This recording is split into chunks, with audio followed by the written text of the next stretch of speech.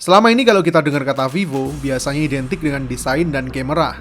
Tapi mulai awal tahun ini, kayaknya Vivo bakal makin kencang merambah ke gaming juga. Setelah saya tahu kalau Vivo ini dalam tanda kutip dengan sangat percaya diri menggelar kompetisi PUBG Mobile di V23 PUBG Mobile Battle.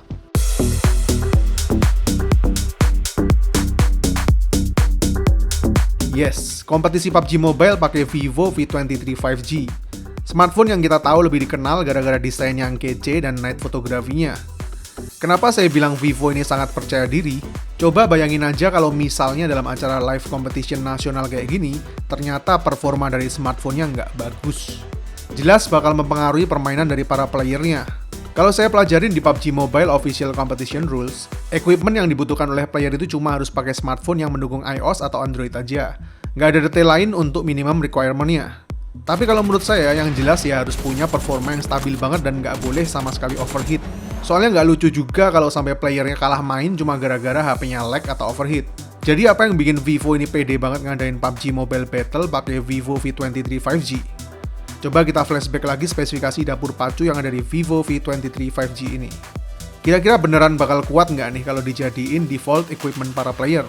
Sekalian buat informasi tambahan kalau ternyata di antara kalian ada yang minat ikutan kompetisi ini. Biar lebih siap aja sebelum maju ke medan perang. Jadi Vivo V23 5G ini chipsetnya udah pakai Dimensity 920 dengan 2 ARM Cortex A78 clock speed up to 2,5 GHz, GPU Mali G68. Kalau kita testing setting grafik peak-nya ada di HDR Ultra atau Smooth Extreme.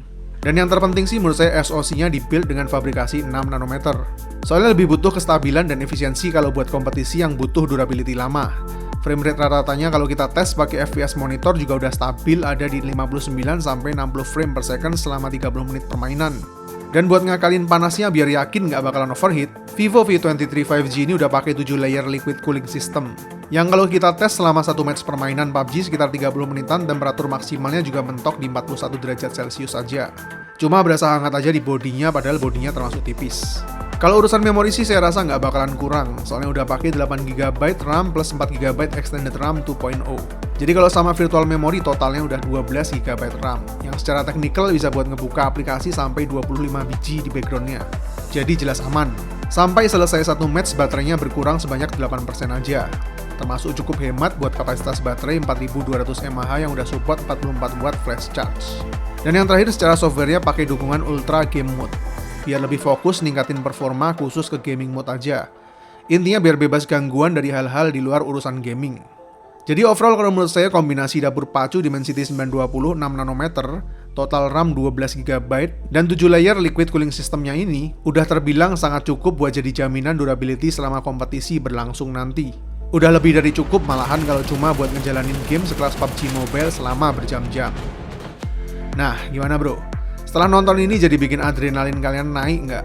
Kalau kalian tertantang, sekalian aja ikut PUBG Mobile Battle Competition yang diadain Vivo ini bro. Soalnya kalau menang juga bisa dapetin Vivo V23 5G juga, nggak cuma duit tunai aja. Kompetisinya juga dibuka buat umum kok. Jadi siapapun boleh ikutan, yang penting umur minimum udah 17 tahun aja bro. Jadi mekanismenya 64 tim yang terpilih akan diumumin buat masuk ke babak kualifikasi secara online dengan format pertandingan deathmatch. Juara satunya bakal dapat uang tunai 10 juta dan unit Vivo V23 5G per tim.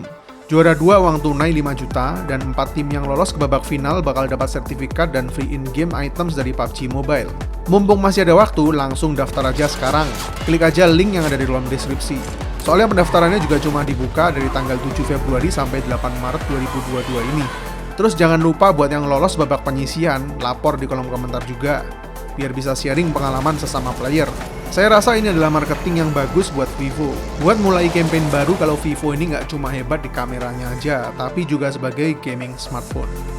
Saya Fian, see you in the next videos.